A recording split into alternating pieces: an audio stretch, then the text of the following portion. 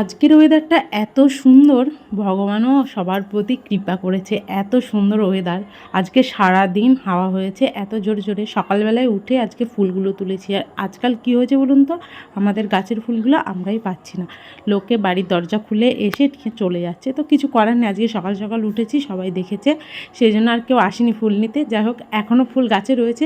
হ্যাঁ, নিক সবাই, কিন্তু রয়ে সয়ে সবাই যদি গাছ ভরে ফুল সবই নিয়ে যায়, তাহলে আমার ঘরের ঠাকুরকে কী দেবো বলুন তো। সবাইকে বলেছি আপনারা নেবেন, কিন্তু আমার জন্য কিছু থুয়ে যাবেন ফুল। তো যাই হোক, এদিকে সকালবেলায় আমি একটু না কদিন ধরে খাচ্ছি ওই মেথি আর মৌরি ভেজানো জল, এটা খুব উপকার পাচ্ছি খেয়ে।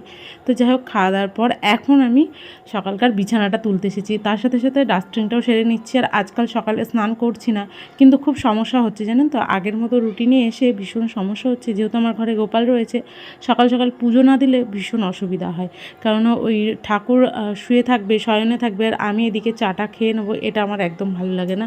তো যাই হোক, আজকের মতোই আমি এই রুটিনটা ফলো করব। কাল থেকে আগের মতো আবার করব, সকালে উঠে স্নান পুজো করে তারপরে সমস্ত কাজ। আর আজকে ছিল ভোটের দিন, তো আজকে চললাম ভোট দিতে।